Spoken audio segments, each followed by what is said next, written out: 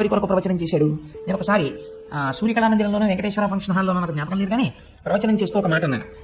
ఈ భాగవత ప్రవచనం అనేటటువంటిది ఎవరి కొరకు చేయబడినది అంటే, భాగవతం అందరూ వినలేరు అని శాస్త్రం. ఎందుచేత అంటే, భాగవతం వింటే కొన్ని కోట్ల జన్మల తర్వాత మాత్రమే భాగవత శ్రవణం జరుగుతుంది. ఎందుచేత అంటే, అన్ని పురాణములను రచించినట్టు వ్యాసుడు రచించలేదు. దాన్ని 17 పురాణములు రచించేసేటప్పటికి మహాభారతాన్ని రచించేశాడు, వేద విభాగం చేసేశాడు, బ్రహ్మసూత్రాలను రచించేశాడు. అన్ని రచించిన తర్వాత ఒకసారి సరస్వతీ నది తీరంలో తన ఆశ్రమానికి దగ్గరలో కూర్చున్నాడు.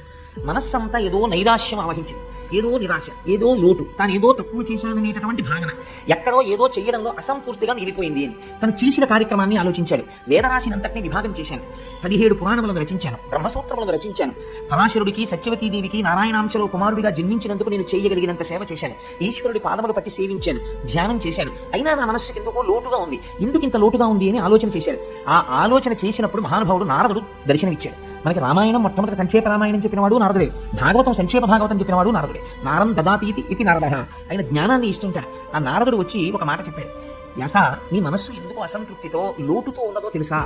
నువ్వు ఇన్ని విషయాలు రచించావు, భారతాన్ని రచించావు, కానీ భారతంలో కృష్ణ కథ ఎక్కడ చెప్పినా ధర్మము తప్పినటువంటి కౌరవులు ఎటువంటి స్థితిని పొందుతున్నారు, ధర్మమును పట్టుకున్నటువంటి పాండవులు ఎటువంటి స్థితిని పొందుతున్నారు అన్న ప్రధాన కథకి అనుసంధానం చేశావు కృష్ణ కథని తప్ప, కృష్ణ భక్తుల యొక్క చరిత్రని, ఈ ప్రపంచమంతా ఎలా పరిఢవిల్లుతోందో, ఈ విశ్వము ఎలా సృష్టింపబడిందో, పంచభూతములు ఎలా వచ్చాయో, భగవంతుని యొక్క నిర్హేతుక కృపచేత ఆయన సృష్టికర్తయ్యి, స్థితికర్తయ్యి, ప్రళయకర్తయ్యి, ఈ లోకాన్ని ఎలా పరిపాలన చేస్తున్నాడో నువ్వు ఎక్కడా చెప్పలేదు. ఆ కారణం చేత నీ మనస్సులో ఎక్కడో చిన్న లోటు ఏర్పడింది, ఇది పూర్తి చేయడానికి నువ్వు భాగవత రచన చెయ్యి అని ప్రబోధం చేశాడు. అప్పుడు ఆనందాన్ని పొందినటువంటి వాడై వ్యాస భగవానుడు ధ్యానమగ్నుడై ఆచమనం చేసి కూర్చుని అప్పుడు భాగవతాన్ని రచించడం ప్రారంభించాడు.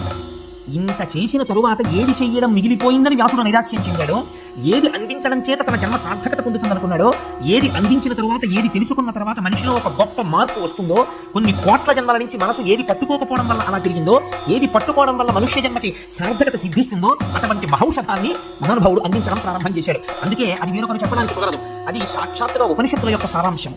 జ్ఞానమంతా కూడా భాగవతమునందు నిక్షేపింపబడింది. ఇది చెప్పడానికి శుకబ్రహ్మ మాత్రమే చెప్పాలి.